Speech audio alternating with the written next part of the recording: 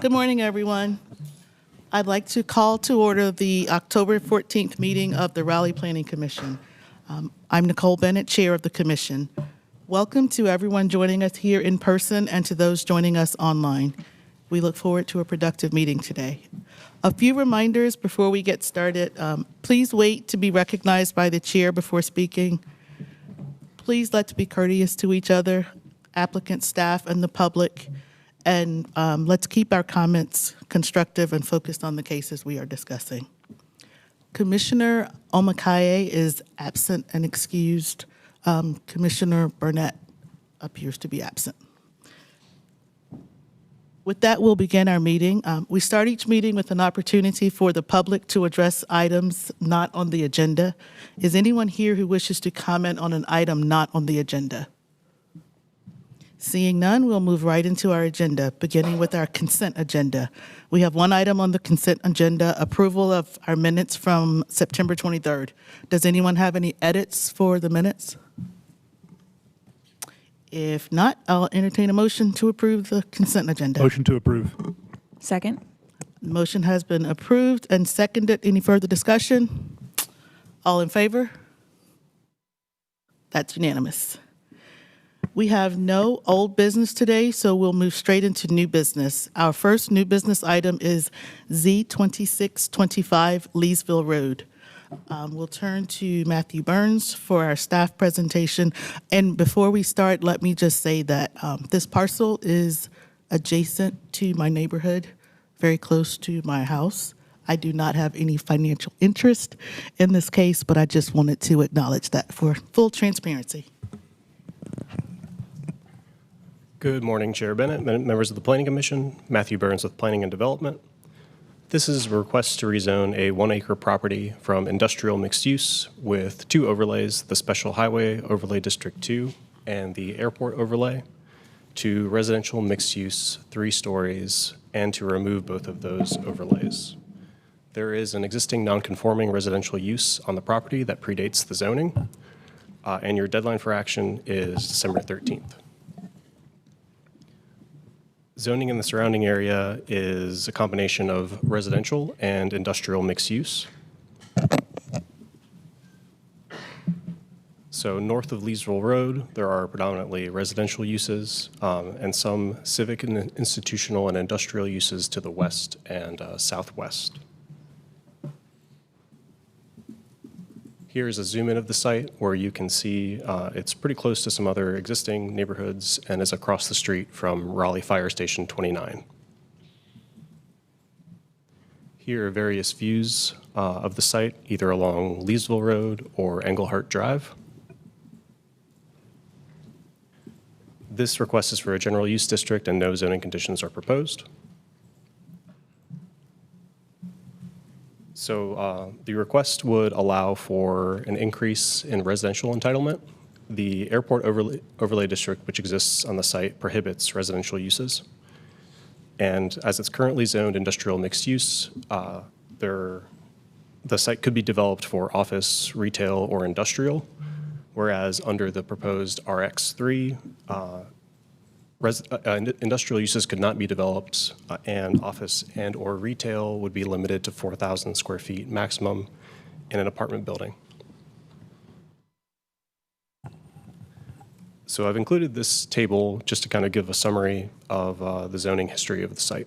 So the property was constructed, the single-family home was constructed in 1980. The AOD and the SHOD overlay were applied in 85 and 1993.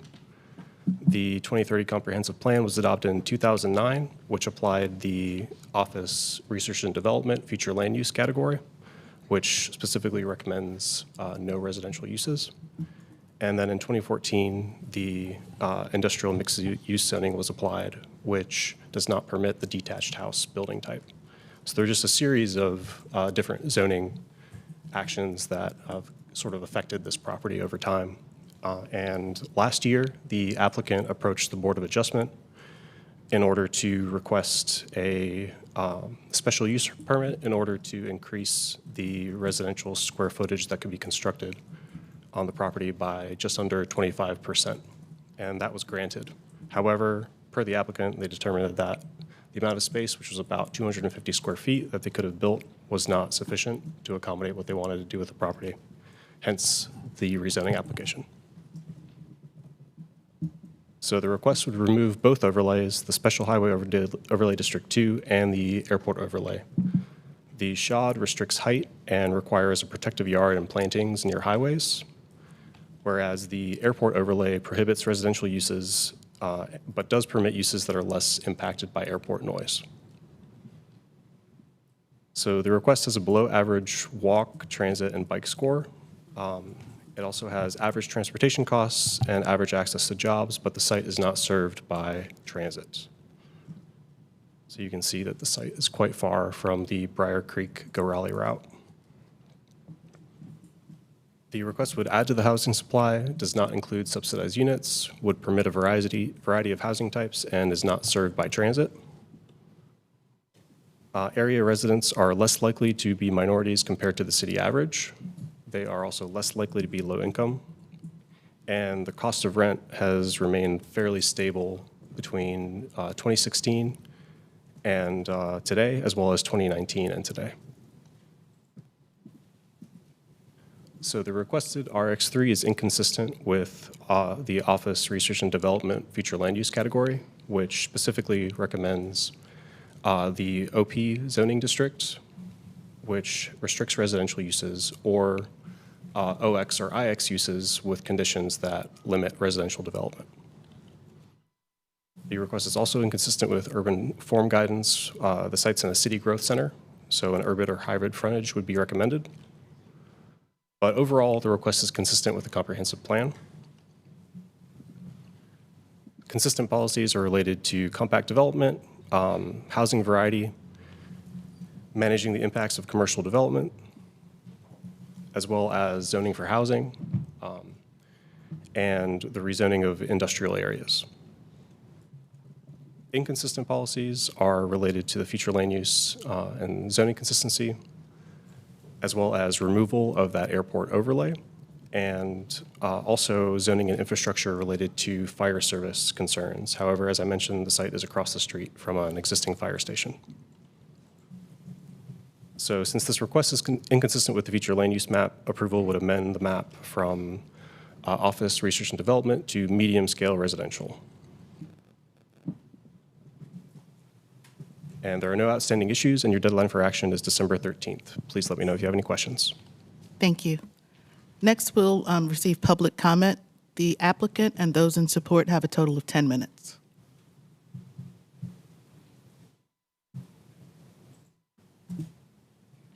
So the applicant is here. I don't know if they've prepared a presentation, but they're available to answer questions. Okay.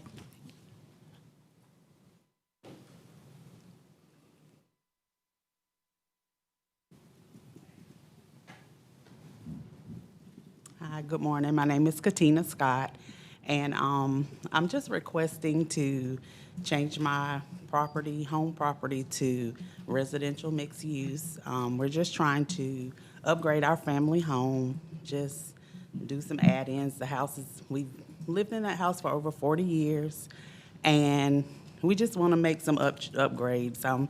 It's my elderly mother lives there, so I'm just trying, I'm her only child, so just trying to make it accommodating for me and my family and her. So that's basically what we're trying to do, just, just upgrade our home and make it accommodating for us.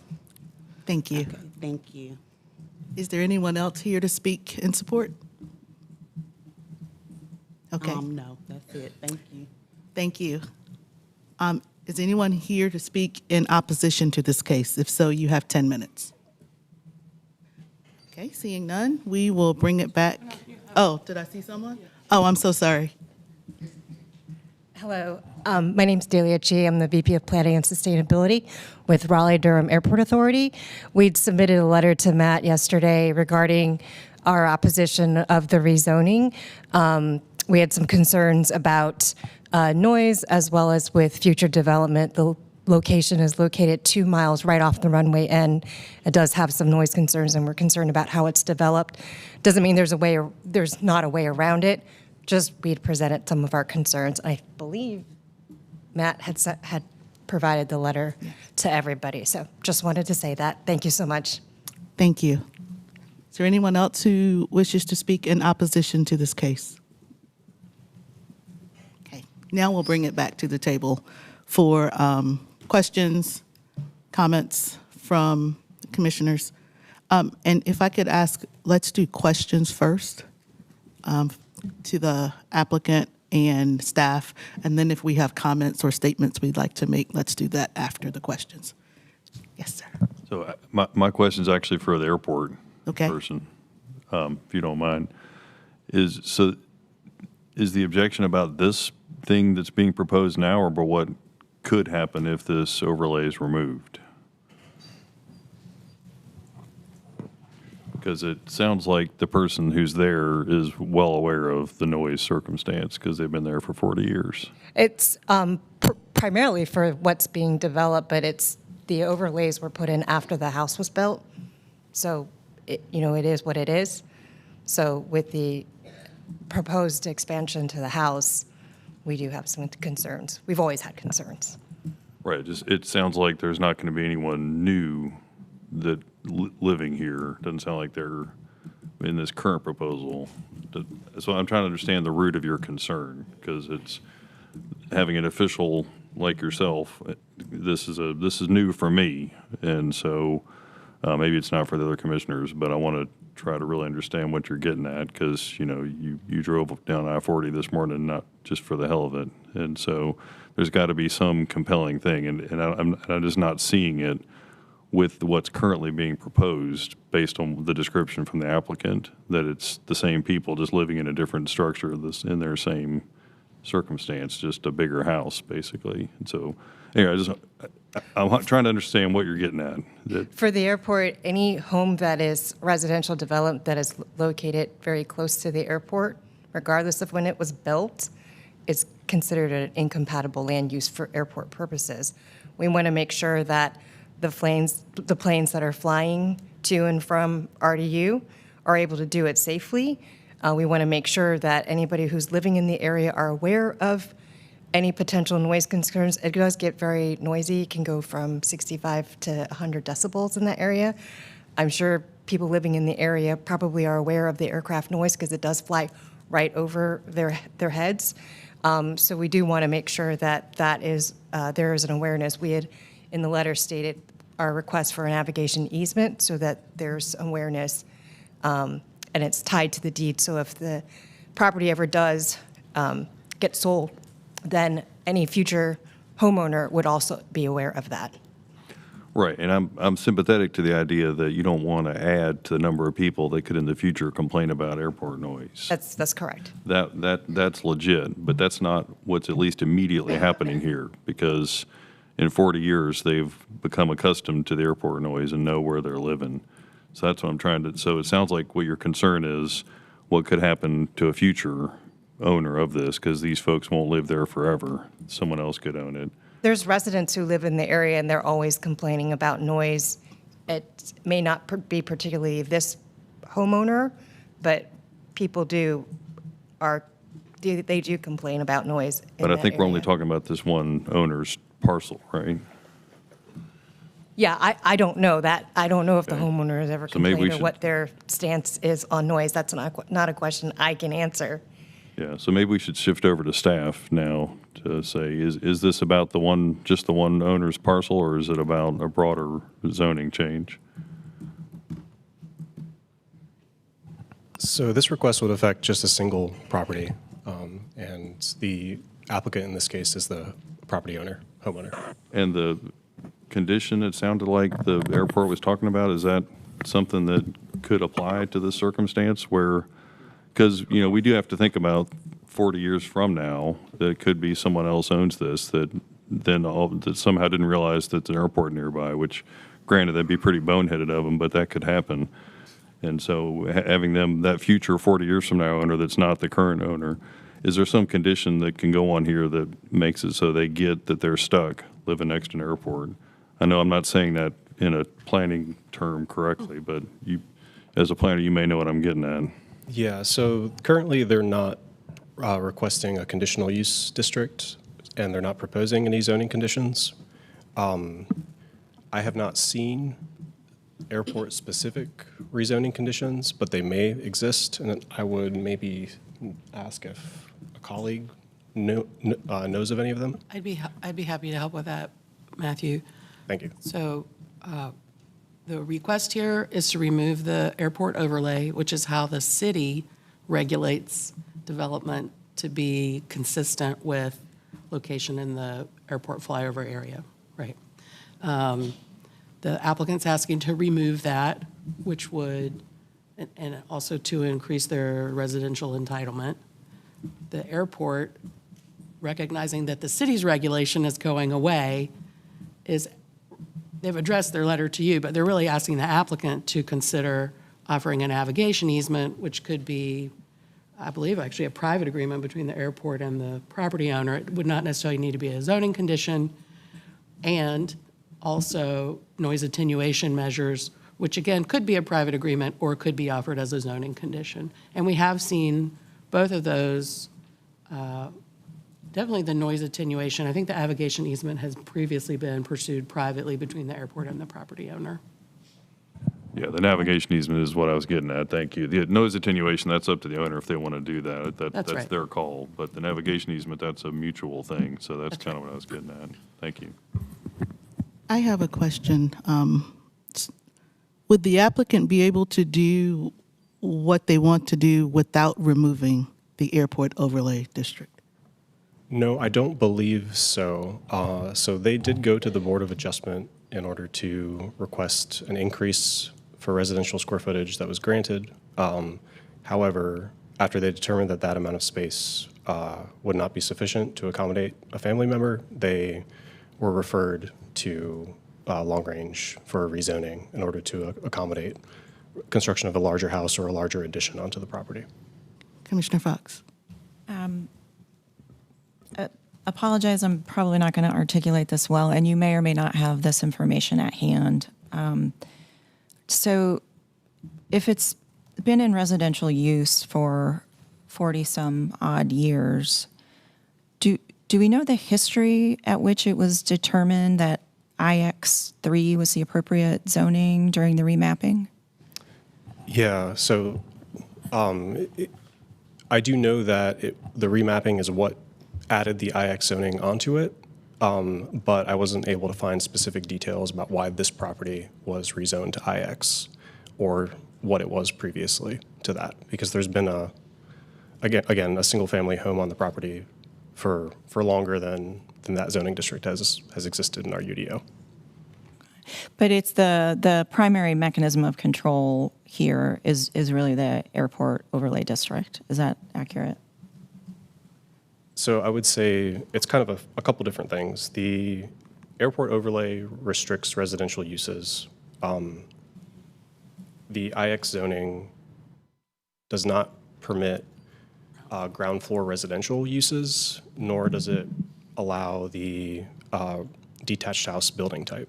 So in this situation, the existing single-family home is non-conforming with that AOD overlay and non-conforming with the industrial mixed-use zoning district. In a scenario where it had not been remapped to IX and an alternate zoning category was chosen, such as RX, but that airport overlay district still remained, would the applicant be able to do what they intend to do in that scenario? No, because the airport overlay prohibits residential uses. Okay. And I apologize, this is taking a long time. When the airport overlay district was applied in 1985, what did that look like for people who had been living in a certain location for 40 plus years? Was that? I don't have that information available. Okay. Do we know what that looked like? What do you mean by look like? So the process by which they were told that an overlay was going to be applied to their property. Because it preceded, there was already an airport overlay district prior to the current code, right? Because it was applied in Yes. 1985. That's right. So it was probably a notice that goes to you saying, we're going to do this thing to your property? There would have been mailed notice, yes. Okay. Okay. There are layers to what I would like to say, but I will hold it. Other questions? Okay, if no questions, then go ahead with your first layer. My first layer. I'm trying to find a way to say this where I'm not giving a TED talk. I always find it curious when zoning or overlays are applied to make something non-conforming for legacy homeowners. I find that challenging, and I think there's a lot of things we could talk about why that happens. So in that sense, I acknowledge the nonconformity and the nonconformity that has been there for a long time, but I would say the nonconformity has not been created by the property owner. The nonconformity was created by the authorities having jurisdiction. So I would be inclined to then allow the property owner to maintain that use and be able to do what they would like to do to, it sounds like, have multi-generational living, right? I'm gonna leave it there, but you can read into what I'm saying. Commissioner Shelburne. Yeah, this is a tough one because both of y'all are right. The people who are living there right now ought to get to live there like they want to. But the airport's right that you ought not to create a future circumstance where you could have more people move in there who then get mad at being at the end of a runway, which again, that's be pretty ridiculous for someone to do that, but it happens. So, but I guess considering both sides are right, and it'd be great if y'all worked out that navigation thing, but to me, you got to pick the current right over the future right. So that's where I'm leaning towards at least. Thank you. Commissioner Miller, did you have a question or comment? I think everyone's articulated the issues really well. If this were a case to try to allow the homeowner to continue its existing use, I think there's a really strong argument for that. In this case, though, moving to RX3, this would create a maximum residential unit of 49 residential units on this parcel, which is, of course, not the current use. So with the strong competing factors here, I'm inclined to think that increasing the intensity of residential to 49 units on this is probably not appropriate. But I do have a question for the applicant. I'm wondering if they've interacted with the airport about some of these conditions and sort of discussed any or considered any potential alternatives.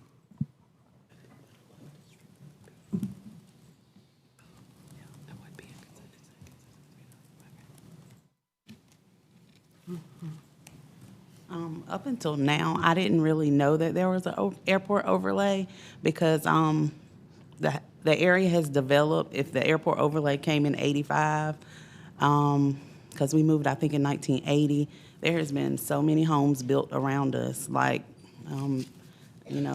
right across the street. Even in 2015, there were hundreds of homes built behind us. So I honestly did not think it still applied. I just thought maybe it had been removed because of all the development. Because when me and my mother moved there, it was probably only like 4 homes in that area because that's my great-grandparents' land.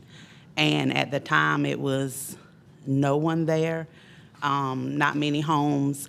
And so I just assumed that it had been removed after all of these years because of all of the development that had that had grown around us.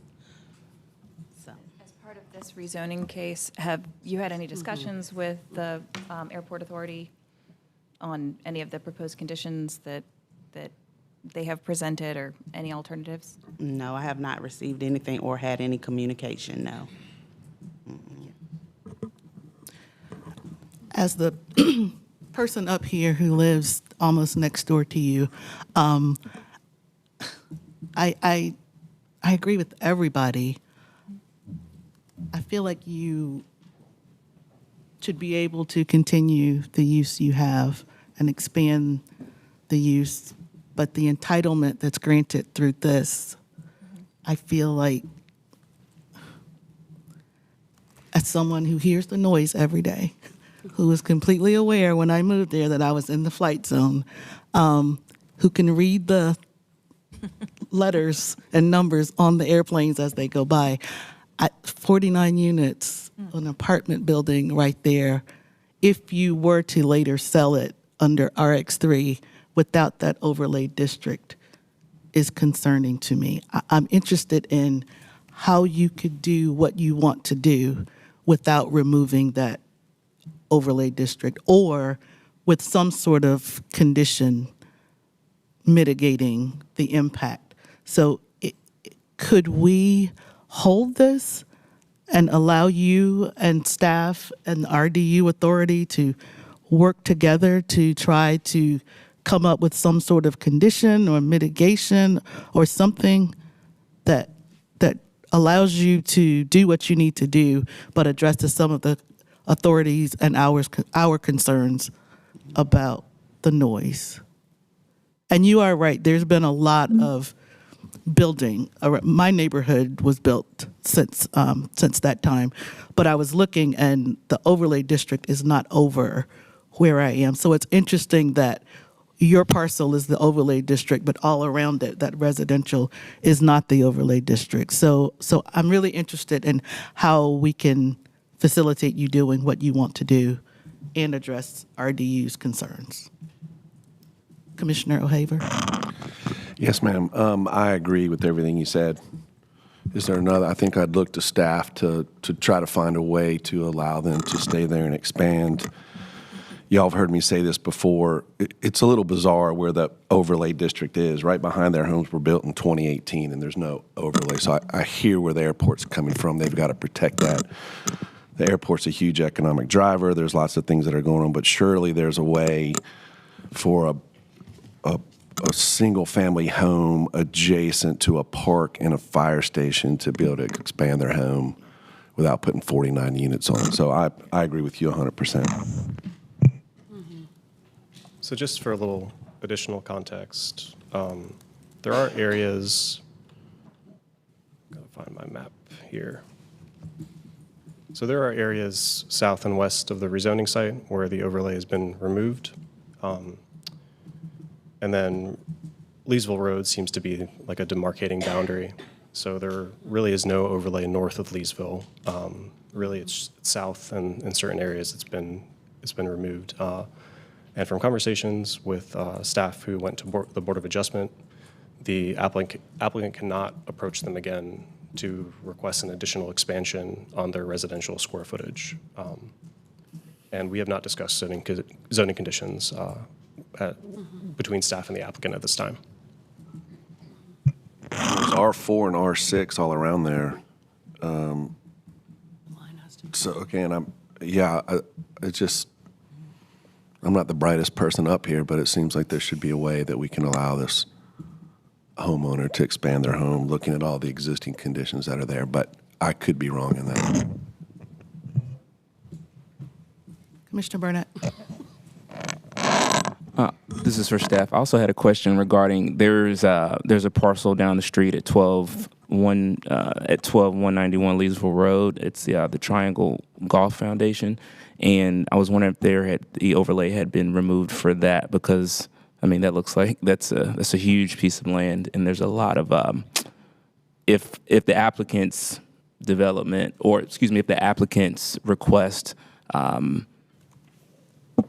If this property here was able to kind of like get the zoning that they need, I feel like there may be a compelling case to allow the applicant to do what she needs to do as well. So I believe that are you talking about the property to the west, the Tri-Golf? Yes. So I believe that's considered an outdoor recreation use, not a residential use, which is what the applicant is pursuing as part of this rezoning. Okay. Mr. Commissioner Fox. May I ask just a technical question of staff? You received an application for an IX3 base zoning. If the Planning Commission is more interested in allowing something closer to an R4, so not a mixed-use zoning, is that a possibility to change base zoning at this time? Does the applicant have to resubmit and pay another fee? Yeah, the applicant would need to revise the request, and so they would get their bite at the apple to do that. Similarly, they could revise the request to a conditional use district, but that could also be adjusted as well if they were interested in doing so. Commissioner Miller. If they are interested in doing that, we've noted that there's a parcel to the southwest that's R4 with conditions that's outside of the airport overlay district. I just pulled up the conditions on that case. It looks like those are similar or the same as the conditions that the RDU authority has requested in this case. So there may be some precedent to look to for the applicant as well on what those conditions might look like. So I guess the question is to the applicant, would you be willing to consider revising your application to R4 or something else that the city would advise that would allow you to expand the way you want to and remove the airport overlay district, but it doesn't have that RX3 maximum of 49 unit entitlement? Yes. Okay. So staff, I'm sorry, yes. I'm sorry. I just have a quick question for the airport lady. Hold on just a moment, because we have it at the table here. It's not public comment period. Okay. Can I get some advisement? How do we, if she wants to, should I advise her to do this after, or do we want to hear this discussion? Yeah, no, I would advise discussions between them to take place after the meeting. Okay. So Okay. So give your information to the RDU officials so you two can speak after the meeting.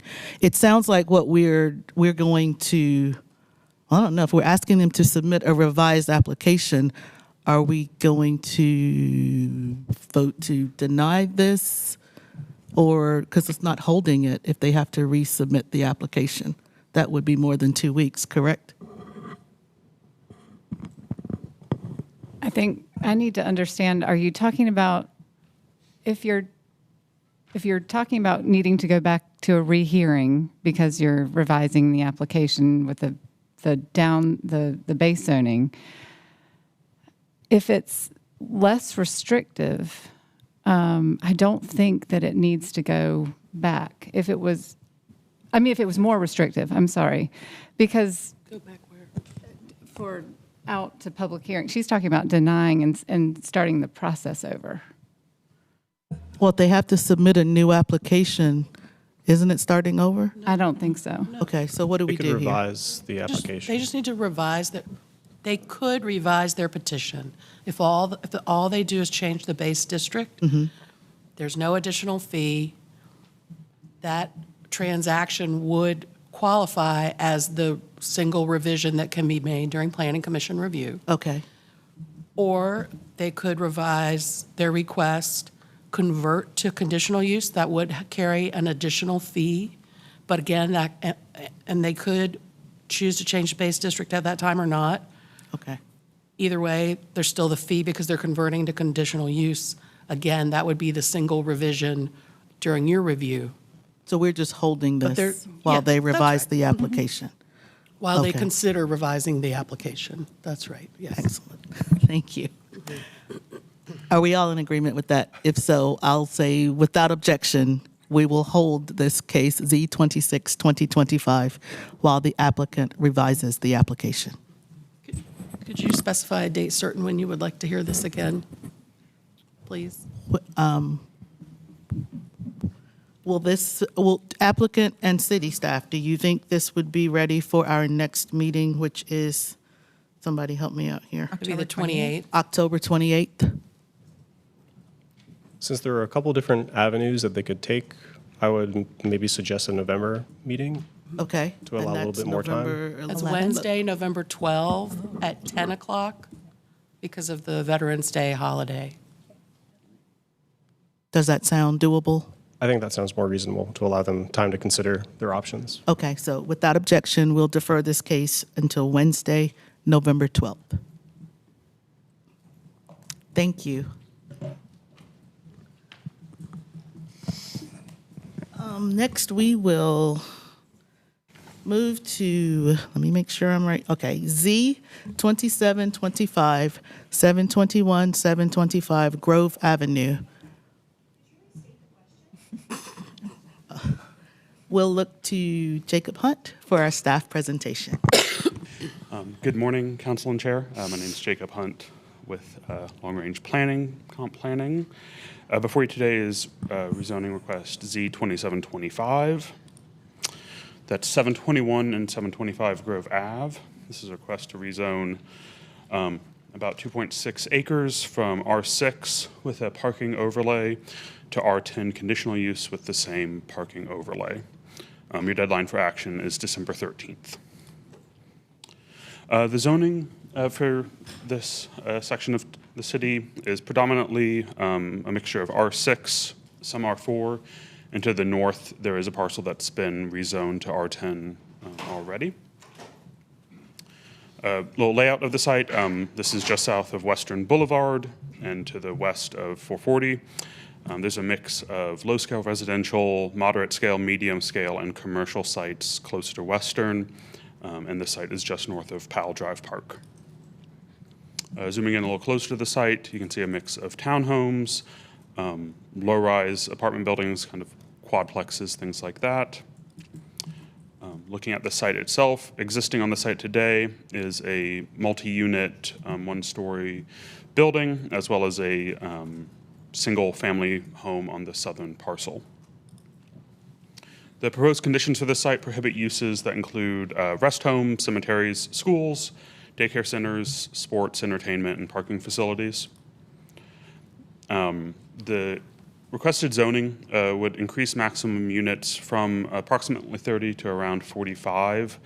I will say, existing on this site, there is an option because of its location in a frequent transit area, which is the frequent transit development option, which would give them both today and with a possible rezoning access to more intense development options and higher intense uses.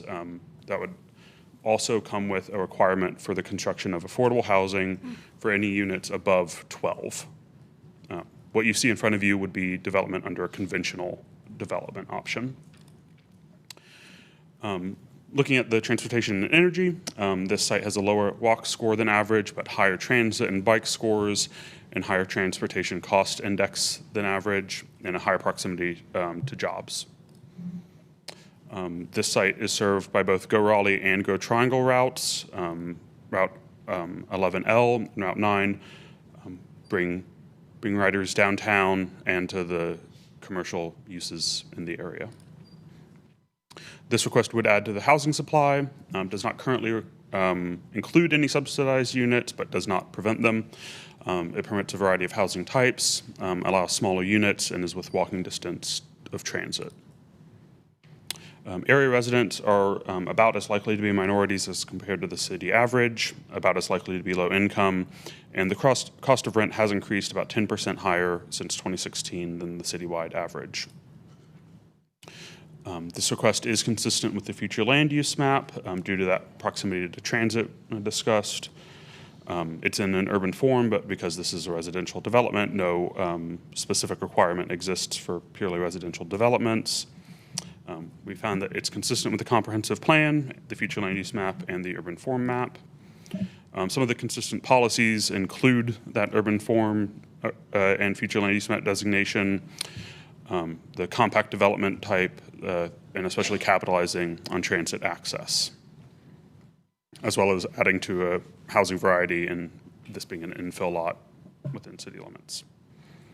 It does have a concern with fire response time as an inconsistent policy. Your deadline for action is December 13th, and staff is not aware of any outstanding issues. Thank you. We'll now move to public comment. The applicant and those in support have a total of 10 minutes.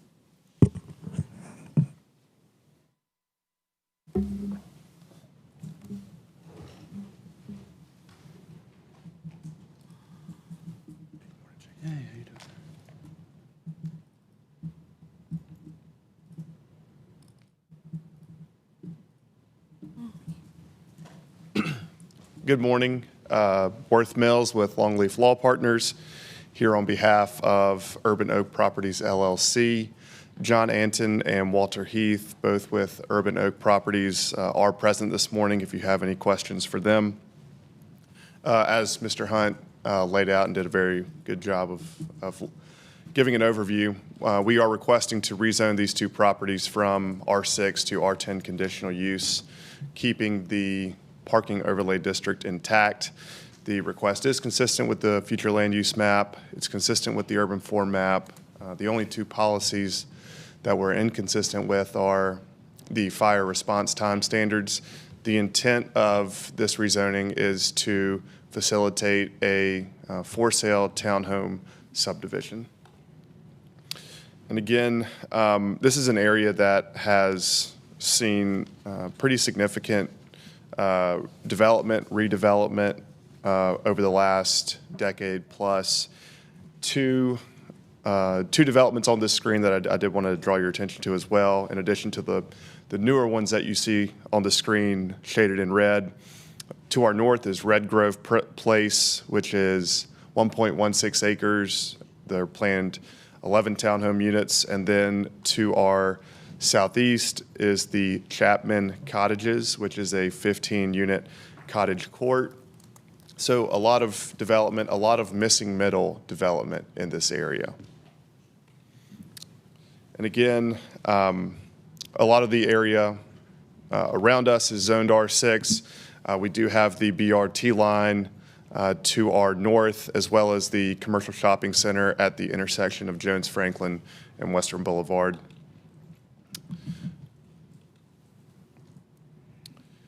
We have incredible access to the Western Boulevard BRT. We're about a third of a mile from Western Boulevard, and there are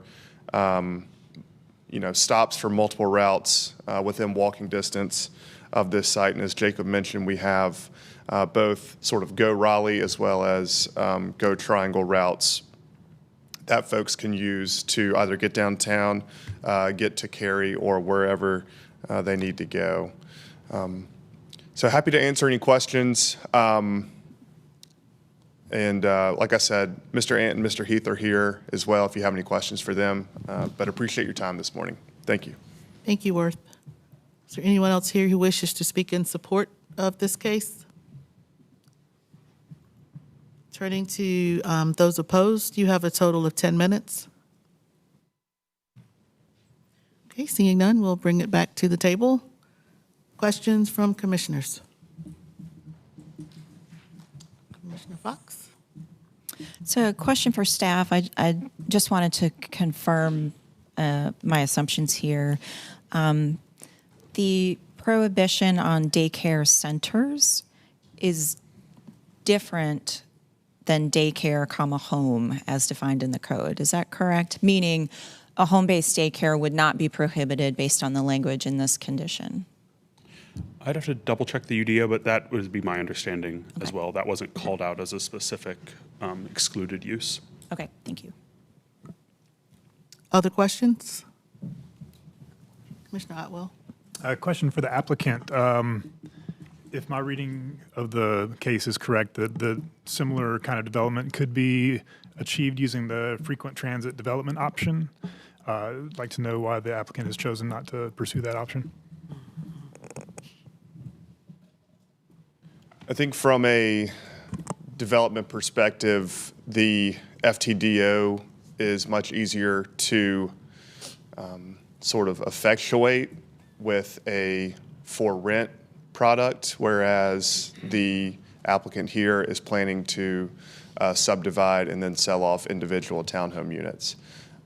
I'm not aware of any sort of private development for sale FTDO options to date. That I'm not saying that there aren't, but I just haven't seen personally anybody be able to make that work yet. So in lieu of that density bonus with the affordability component, we wanted to increase density while also, kind of making it easy for these to be sold as homes for individual home buyers. And if I could follow up, another question for staff. Could staff have any idea how often has the FTDO been utilized in the city or in this area in particular? I'm not aware of too many instances. Yeah, I might turn to my colleagues to see if they have thoughts on that. I know where to look on the city website, so I can answer your question in 90 seconds. I can expostulate while you look it up.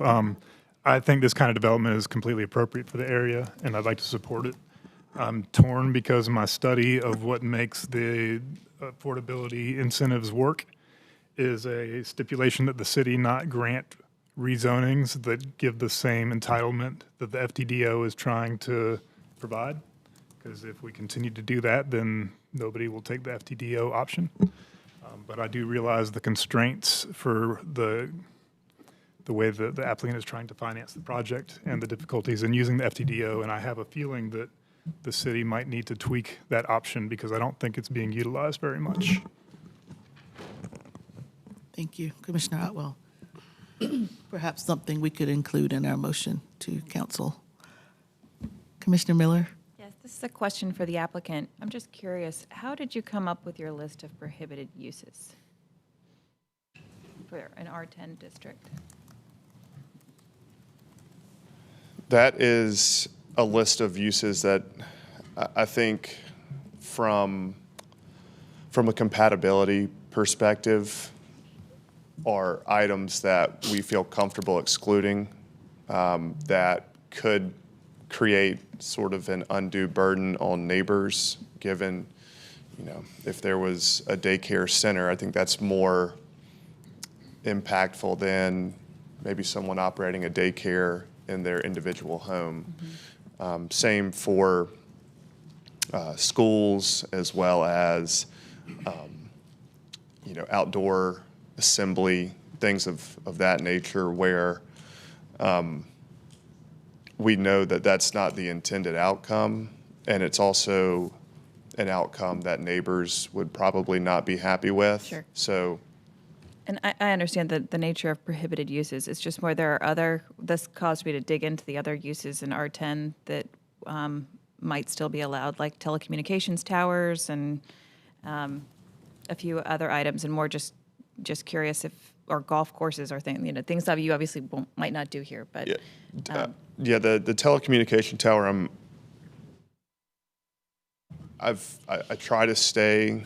I try not to include that in the prohibited list, just because I don't know in the future what could be necessary in this area. I don't foresee a telecommunication tower being built here, but I guess from my perspective, it's what are either uses that neighbors would find burdensome or impactful, plus uses that from a private perspective they have no intention of going forward with those. Gotcha. I was just curious Yeah. about how that list came up. Thank you. Commissioner Shelburne?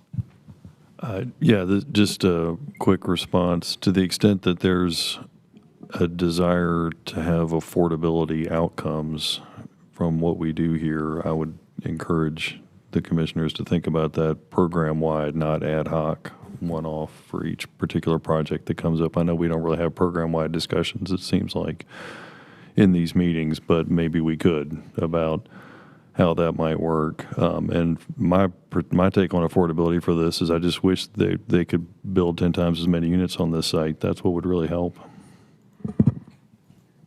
Thank you, Commissioner Shelburne. Perhaps it's something that we could ask to discuss in strategic planning. Other questions? Commissioner O'Hagan? I agree with Commissioner Otwell. I'm in support of additional housing. I'm just curious. There is that one R10 to the north that seems a little bit arbitrary. There's townhomes right across the street. What is it that the R10 is affording to be able to do for sale townhomes here, that we're not just dropping an R10 in the middle of R6s? Again, thinking about existing homeowners who bought their homes at a certain time, understanding the zoning around them. Why do we need to drop an R10 in here versus an R6 when they're townhomes right across the street worth? That's a great question, Commissioner Haver, and it is an ability to increase density within the site. I do want to talk about the neighborhood a little bit. We had a neighborhood meeting. I think our first neighborhood meeting was this summer. There was no second neighborhood meeting required, but we kept in touch with a handful of neighbors, some that live in the Ashworth town community, some that live in those recently built single-family homes just to our southwest. I can say that the interactions that we've had with those neighbors have been positive. They see this as a good sign for their neighborhood. The one thing that we have heard from neighbors in this area is really just about maintaining some sort of tree buffer, particularly for those homes that are, or those townhomes at Ashworth to our east. Because this is over 2 acres, we're going to have to set aside 10% of our site as tree conservation area. We don't have primary tree conservation area on this site. We don't have any environmentally sensitive areas. So when we look at the areas where that TCA would be located, we're really looking at the northern and eastern boundaries for our secondary, which I think is going to do an effective job of both keeping the the most prominent oak trees and other sort of heritage trees that you might find in that back corner, as well as to just create some visual break for folks. But you're right, there are existing townhomes here under R6. This is an opportunity to be able to get more townhomes into this site.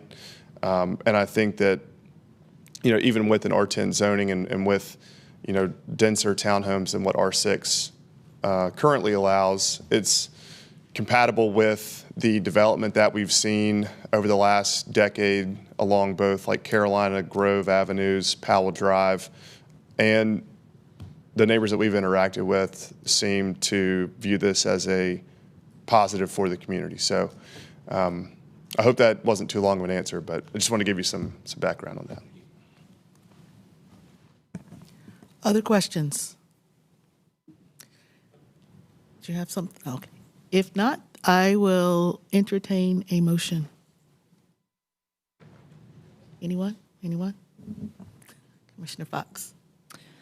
In regards to case Z 2725, I move to recommend adoption of the proposed consistency statement dated October 14th, 2025, contained in the agenda materials, and to recommend approval of the zoning amendment. Do I have a second? Second. Thank you. Any further discussion? All in favor? All opposed?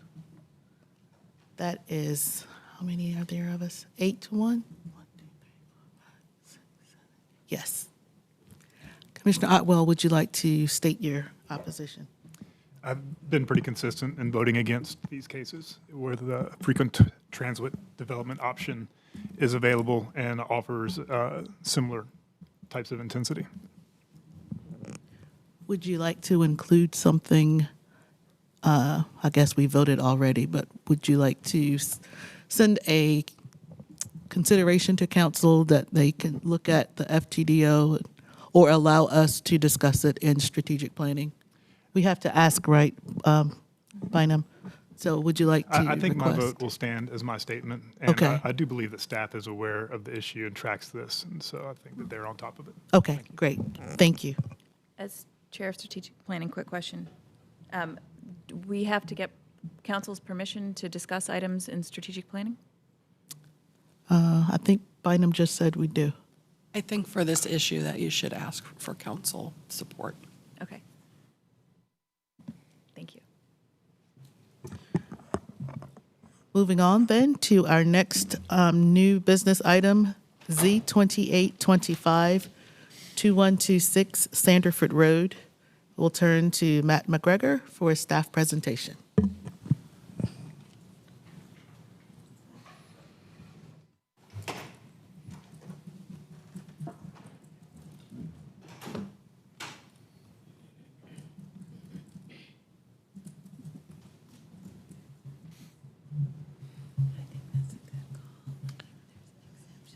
Good morning, Commission and Chair. As previously stated, my name is Matt McGregor. I'll be presenting on Z2825. The address is 2126 Sanderford Road. The request is to rezone approximately 3 acres from residential 4 to residential 10 with conditions. And Planning Commission deadline for action is December 13th. Excuse me. Zoning in the area is predominantly residential. Surrounding zoning is R4, R6, R10, and further north up Rock Quarry Road, you have some neighborhood mixed use and office mixed use. Here is a wider look at the site. Directly across the street, you have some moderate scale residential. Further north up Rock Quarry, you have some neighborhood mixed use. And then most of the surrounding area is low scale residential. There's also a couple churches surrounding the area, and the Crosslink Community Garden is not too far away from the site. And then southeast down Rock Quarry Road, you have southeast Raleigh High School. And there is a community center and fire station immediately directly to the south of the Seventh-day Adventist Church that you see at the bottom. Another look at the site. If you can see up here in that shopping center, there's a Food Lion, a couple retail, and smaller restaurants and such.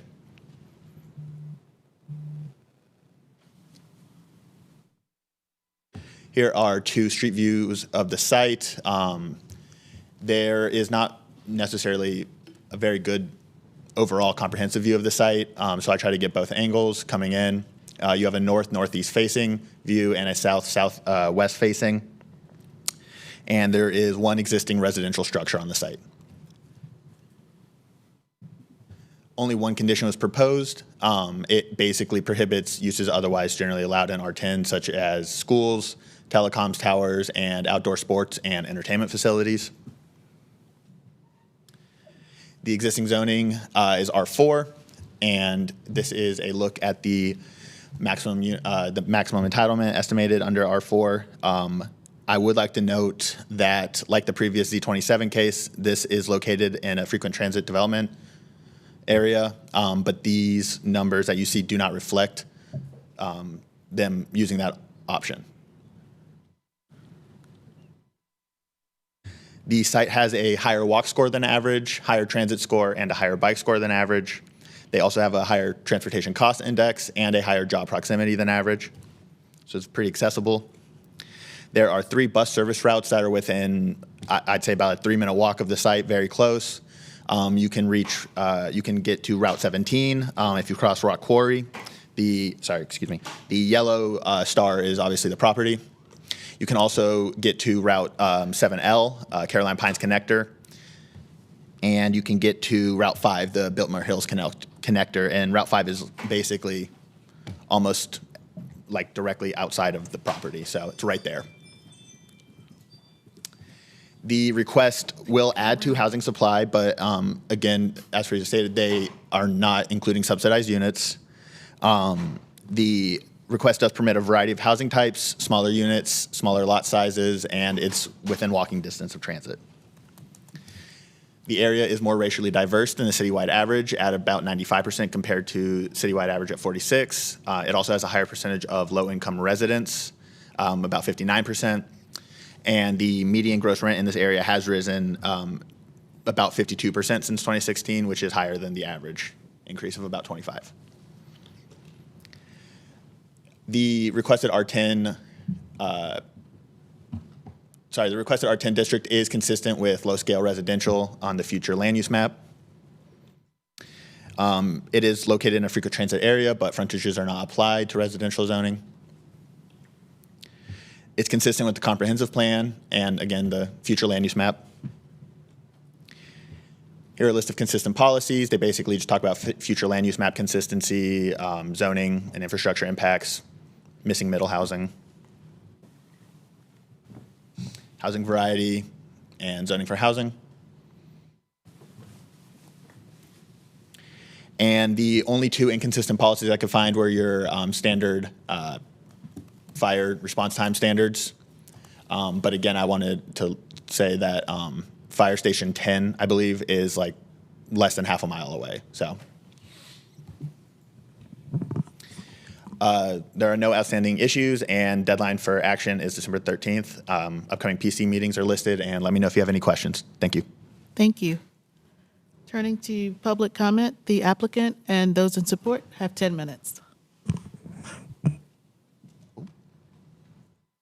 Lost it. Sorry.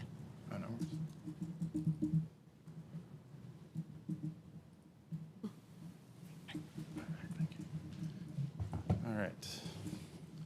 Good morning, Chair Bennett, members of the Planning Commission. Toby Coleman with Smith Anderson here on behalf of the applicant and property owner Ivan Holloway. Ivan is here today, and this is not a situation where we're seeking a rezoning so that because he has a property under contract. Rather, this is a property that Ivan has had in his family for since the 60s. And so he's seeking to rezone it to actually, so that it can actually be developed in a useful manner. In looking at this property, we sort of looked at the surrounding areas. And one of the things I noted in sort of looking at it is, this property is right at the intersection of Rock Quarry and Sandiford. And that's a line of my own creation, but if you take a look at that, in the except for sort of the subdivisions here and here, what you see is that both the zoning and the future land use map designations for this Rock Quarry corridor are pretty dense. There are a lot of mixed-use zoning designations and a lot of denser future land use map designations. And so that's sort of how we came to R10. It's a denser designation than the current R4 zoning, but is consistent. Also note that, although there's R4 to the north here, if you look at the future land use map, it's actually a neighborhood mixed use, I believe. One of the things we also looked at is this a walkable sort of property that's ideal for denser development? And it is. So you've got, as the staff report noted, there's a shopping center within walking distance, half mile, with existing sidewalks, with a food lion, a library, and shops. There's 3 different city parks within walking distance, as you can see there in the green. In addition, it is on the Biltmore Hills bus route, which is a frequent transit route, comes every 15 minutes. And that's really why I think staff determined that this is consistent because it is in a frequent transit area. And so one of the policies that you have in the comp plan says that additional density is appropriate around current and future frequent transit routes. One of the questions that was asked before that obviously I agree is relevant is, okay, well, you're in a frequent transit area, so why not use the frequent transit development option? And the answer is pretty simple. The frequent transit development option has a major problem that staff knows about, but has not been fixed. It's been raised for a few years now, which is that it does not recognize that townhome lots or other sort of higher density lots need to be narrower. So when you look at the standard regulations for townhomes, the standard regulation for townhomes says that typically in R4 you can't do townhomes, or you have very limited ability to do townhomes. Part of that's why you rezone to R10. I think it's 16 feet widths is the standard width in a conventional development. That's how the UDO describes it. When you flip to the frequent transit development option, it doesn't recognize that you can build 16-foot lots for townhomes. It doesn't say that. It was an error, probably. I mean, I don't know what staff's position is, but it just says that the lot width for any lot being developed under frequent transit development must be 45 feet wide in R10 and 65 feet wide in R4.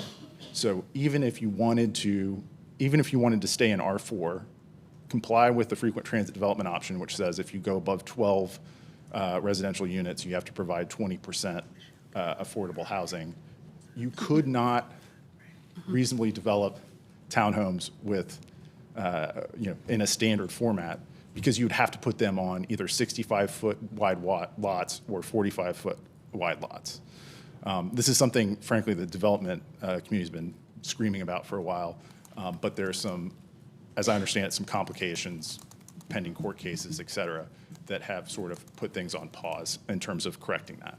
So that is our answer as to why we don't use the frequent transit development option. This is, other thing I'll note is that, this is really something, when you look at the comp plan, it says, that what the goal is to get density that diversifies home types, which is what the R10 zoning will do, but also respects neighborhood scale. And again, by staying within residential, not going to mixed use, we're staying within the neighborhood scale. I'll just note that, this little excerpt is pulled from the staff report. So it allows a slight increase from 40 to 45 feet in maximum height. And the residential units over 3 acres goes from 12 to 25. So not a huge bump. So anyway, with that, we're available for questions. Thank you. Anyone else who wishes to speak in support of this item? Okay, the opposition has a total of 10 minutes. Is there anyone opposed to this case? Seeing none, we will bring it back to the table for questions from commissioners. Wow. Comments, statements. Okay. Oh, wait, I see Commissioner Fox and Commissioner Miller. I was just going to say I was not finding any inconsistency with it, and I appreciate the very well articulated issues with the townhouse development and the FTDO option. I've found that challenging as well. So at the appropriate time, I'm ready to support this case. Thank you. Commissioner Miller? I'm ready to make a motion. You guys fight it out. Sure. I move to approve rezoning case, double check, Z2825, and to adopt the proposed consistency statement contained in today's agenda materials. Do I have a second? Second. Any further discussion? All in favor? All opposed? Commissioner Otwell, same as before, but let's state it for the record. Same as before. I tend to vote against these cases where similar densities can be achieved through the frequent transit development option. I fully understand the limitations that the development community faces, and I agree that a fix needs to be enacted. The decision to develop townhomes and not apartments is the developers and not the cities, and not the zoning commission's prerogative. And I think my vote stands as a sign that the city should take a look at this as soon as possible. Thank you, Commissioner Otwell. Moving on to our final new business item, Z3025 Hodge Road. Matthew Burns will give us a staff presentation. Thank you.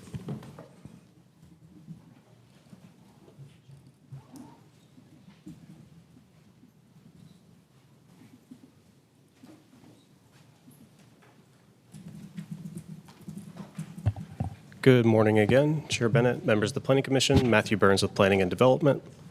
This is a request to rezone just about 2 acres from Wake County Residential 30 to Residential 10 with conditions. And this request is associated with annexation case AX 2525, and your deadline for action is December 13th. Zoning in the area is predominantly residential, with Wake County residential zoning districts to the east and northeast, and City of Raleigh PD, the Banks 20 PD to the west.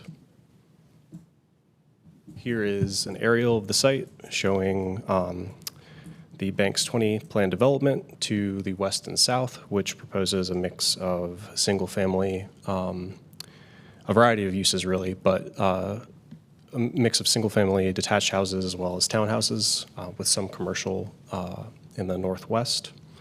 And then uses to the east and north are predominantly rural residential type and or agricultural. Here is a zoomed-in view of the site.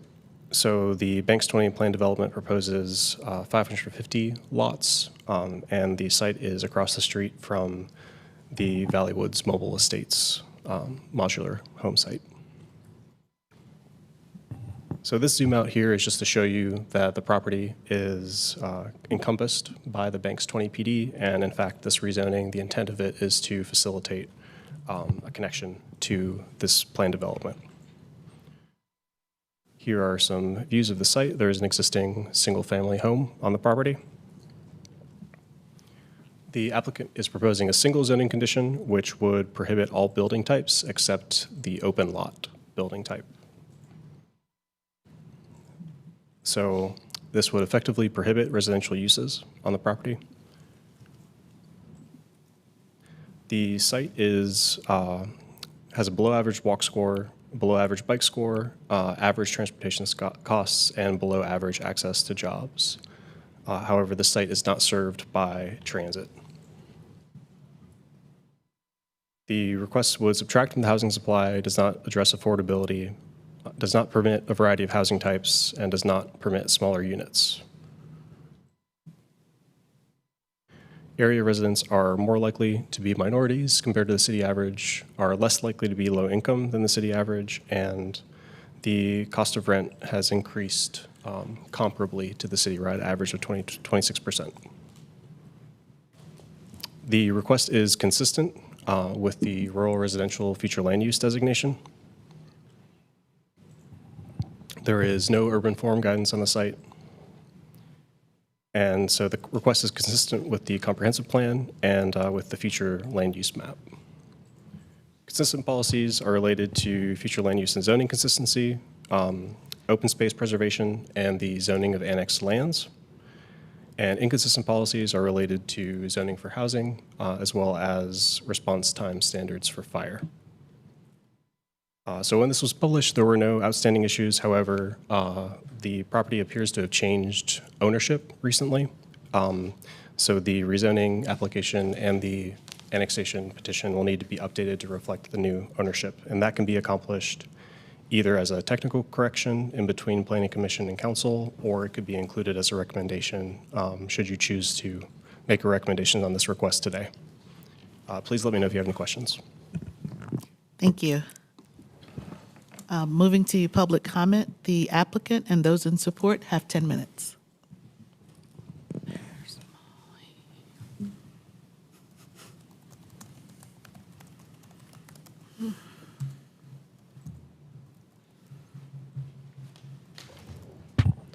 Good morning, Chair Bennett and Commissioners. Molly Stewart, Morningstar Law Group, here on behalf of the applicant Mungo Homes and now owner. We are working to address that situation. But in the meantime, you heard a fairly unusual case presented just now, so I wanted to help you understand what's going on here. So this map is of the City of Raleigh corporate limits. So the gray areas are within the city. Everything else is not. And so you see that parcel that is outlined in red. It is sort of a chip out of the side of this area. And as you heard, that area is APD. So this planned development was rezoned a few years ago. It is over 520 acres in size. And you have heard that a number of homes have been proposed for it. This is a phased development. And in fact, that total number will be closer to 1,800 homes. It is a mixed use site overall. And so as part of the process of working out the design of this area, it was determined that including this parcel as part of the site plan, not not the PD, but as part of the site plan, would simply make a more rational and better designed plan. And that's true in a couple of different ways. Here is what would be proposed if rezoned. And as you saw, most buildings are prohibited except for accessory structures to an open lot use.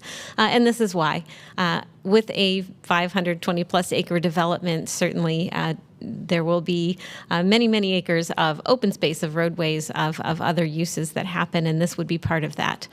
So the idea would be to simply put that roadway connection in a better location rather than routing it up around to the north there around this parcel, being able to make a more direct connection to Hodge Road, and probably more importantly, allowing the roadway frontage, the streetscape to be completed. Because as you saw, the planned development surrounding it would go all the way around that parcel and complete that streetscape to the north and to the south of this parcel, but would leave a gap if this parcel were not brought in as part of that site plan. So it is a relatively simple request before you today. I do have with me today Kippy Prevoznik from Mungo Homes, the applicant, and we are both available for your questions. Thank you. Thank you, Melly. Is there anyone else here who wishes to speak in support of this item? Those opposed have a total of 10 minutes. Okay, bringing it back to the table. Questions from commissioners?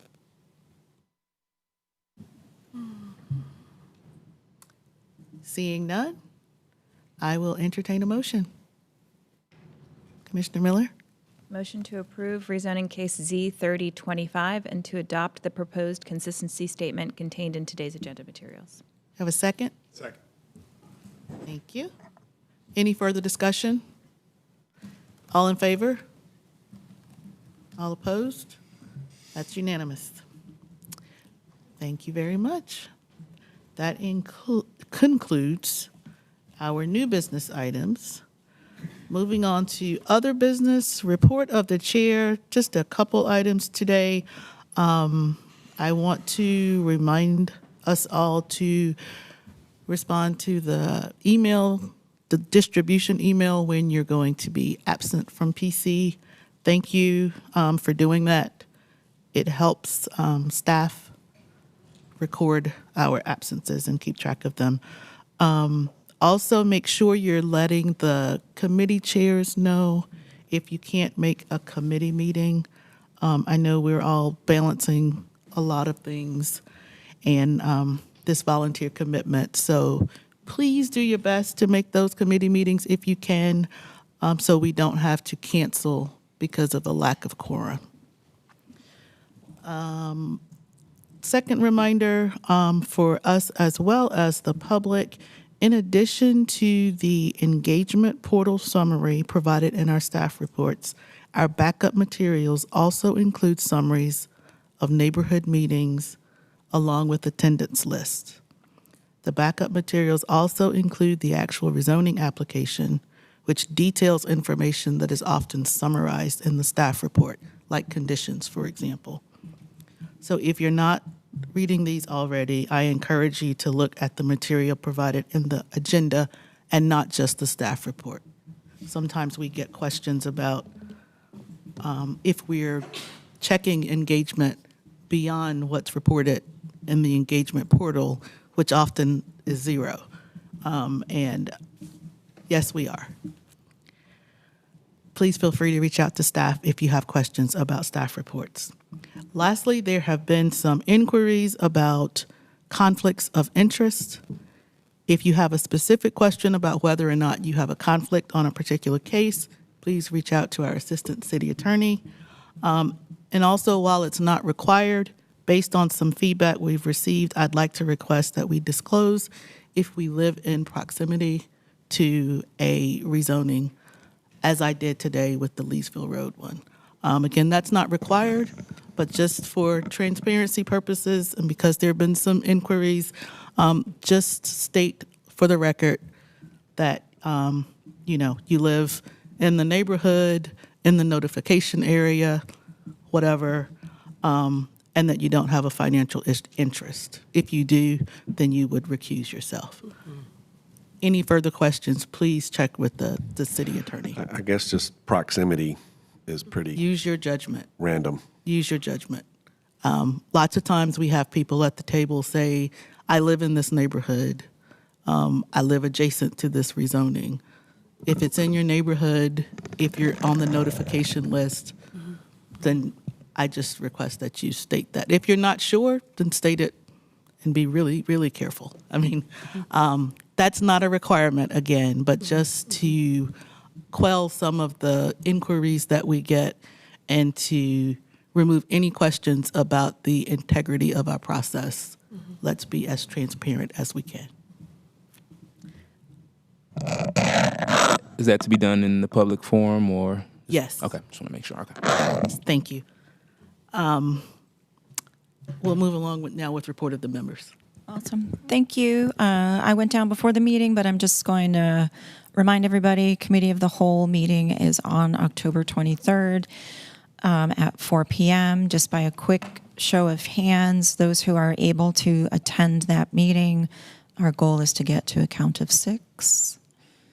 1, 2, 3, 4, go. Look at that. Yay. Okay. There is one item on that agenda. Is that correct, Bynum? I'm sorry, Commissioner Shelburne, did you say I something? just say if it were remote, I could tune in. Oh, Bynum, just wanted to verify there's only one item on that agenda. Item, that's right. Okay, that's the Briar Creek Town PD. Yep, McCall Place. Awesome. Thank you. No other comment. Thank you, Chair Bennett. We have a text change committee meeting tomorrow afternoon at 4 p.m. in room 305, and we will have another chance to talk about historic preservation and the RHDC.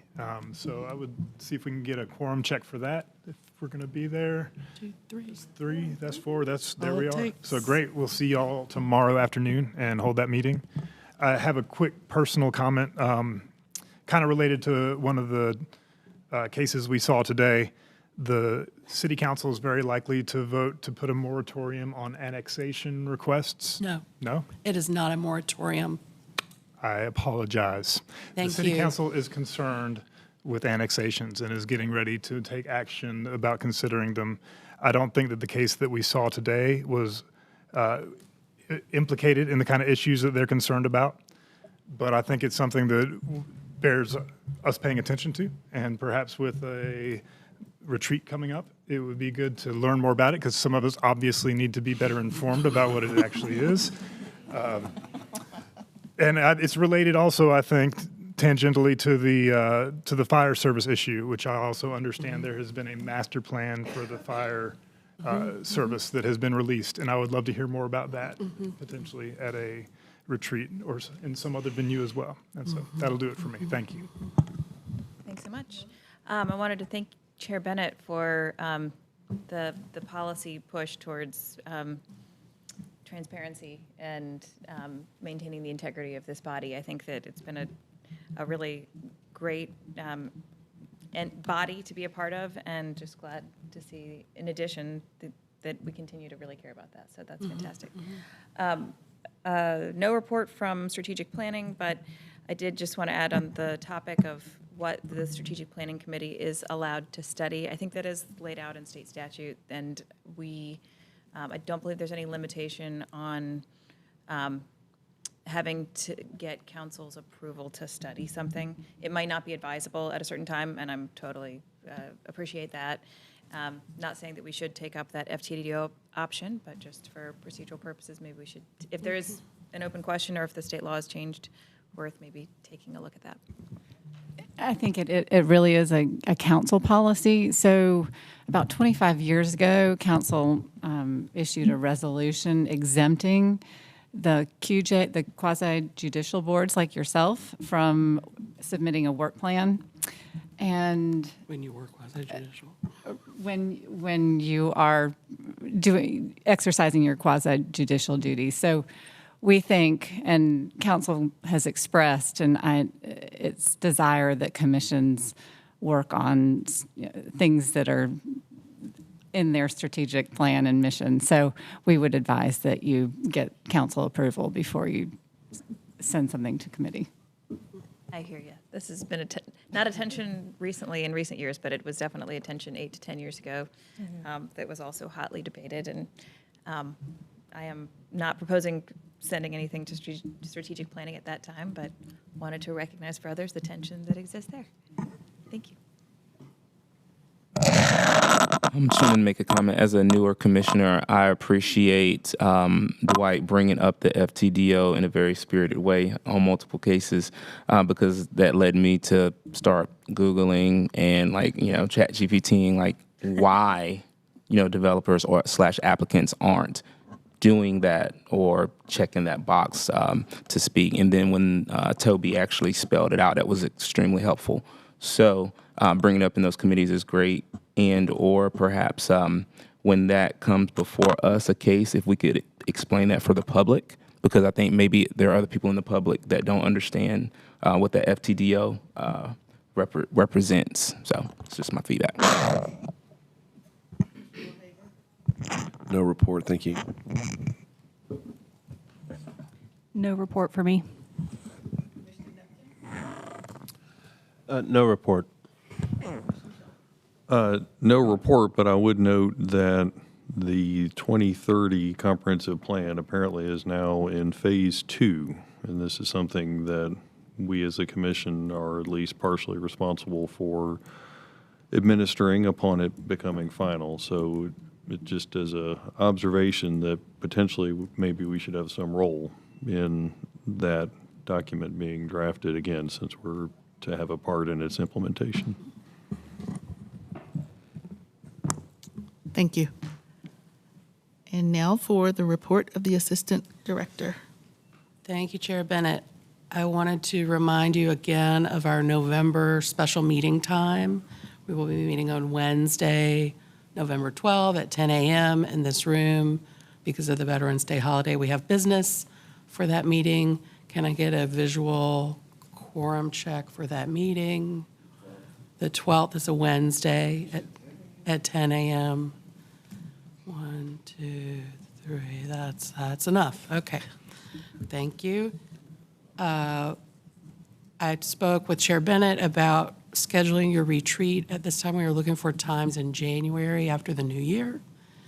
And then I also wanted to respond to Commissioner Shelburne, your comment about the development of the new comprehensive plan. We have concluded phase 1. We'll be talking with City Council about that this afternoon, actually at a work session. One of the components of the phase 2 work coming up is something that we are calling technical teams, which will be made up of staff members, board and commission members, and also experts from the community. So definitely a role for Planning Commission in those technical teams. We can talk more about that. We're just getting going on organizing and recruiting that, but you will definitely be hearing more from us about that. And I'm certainly happy to bring an informational presentation to you about the conclusions of phase 1 and the preview of phase 2. We can look at the calendar and find a time when you have time to hear that and bring that to you, I hope before the retreat. Thank you. Thank you, Bynum. Anything else? Well, if not, we're adjourned. Thank you. Thank you, ma'am.